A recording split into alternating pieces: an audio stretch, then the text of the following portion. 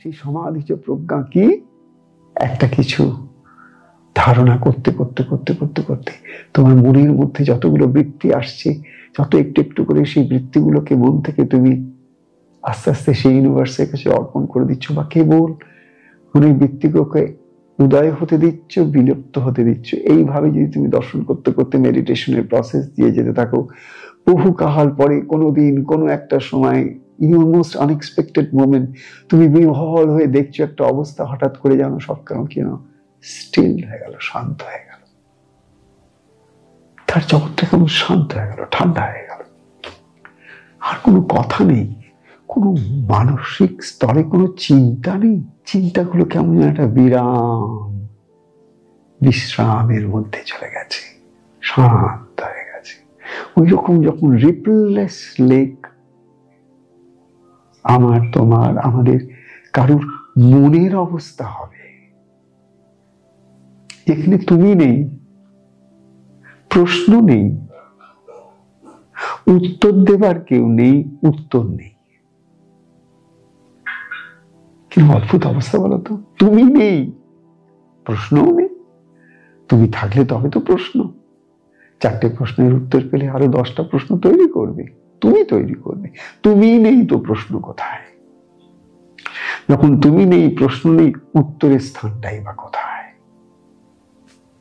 যেখানে তুমি নেই, প্রশ্ন নেই, উত্তর দাতা নেই, সব কেমন যেন একাকার হয়ে গেছে। সেটাকে আমাদের সমাধি বলা হচ্ছে। ওই জায়গাটা সম্পূর্ণ উপলব্ধির জায়গা, বলা কওয়ার জায়গা নয়, কথার জায়গা নয়। ওখানে পৌঁছে কেউ কোনোদিন এরকম ভাবে লেকচার দেয় না। ওখানে পৌঁছালে মানুষ একেবারে আকণ্ঠ পান করে, কখনো কখনো দেখবে কেউ চুপ করে একটা কোনায় গিয়ে বসে পড়ে, যে তার মুখ থেকে আর একটা কথাও বেরোচ্ছে না। ঠিক সেরকম সে তখন সেই সচ্চিদানন্দের সাগরের মধ্যে, সেই সচ্চিদানন্দের একটা আনন্দ ঘন অবস্থায় সে তখন স্থির হয়ে গেছে। আর কোনো চিন্তা ভাবনার স্কোপ নেই। সেটা সমাধি, ধ্যানের থেকেও গভীরতম অবস্থা। এই যে সমাধির কথা বলছি, অনেকে কিন্তু সমাধি কথাটা শুনেছে, বা বিভিন্ন মহাপুরুষের জীবনী পড়তে গিয়ে তারা তো বহুবার দেখেছেন যে তারা সমাধিস্থ অবস্থায় সেই পরম জ্ঞান লাভ করছেন, যেটাকে আমরা বিজ্ঞান বলছি। আমার জীবনে খুব অল্প বয়সে, আমি তখন কলেজে পড়ি, সেই সময় আমার জীবনে এমনই পরম প্রাপ্তির যে একটা শুরু, যে প্রথম দ্বার, যেটা বলবার জন্য আমি শুরু করেছিলাম, সেই ঘটনাটা আমার জীবনে ঘটেছিল। তাই আমার পুরো সারা জীবনে যা পেয়েছি, সব থেকে বড় পাওয়া হচ্ছে আমার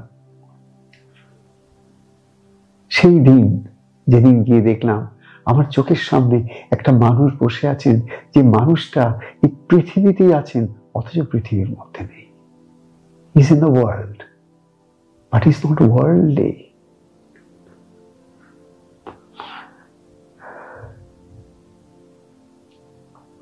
আর বাদ বাকি সব মানুষকে দেখেছিলাম, everybody belong to the world and were worldly.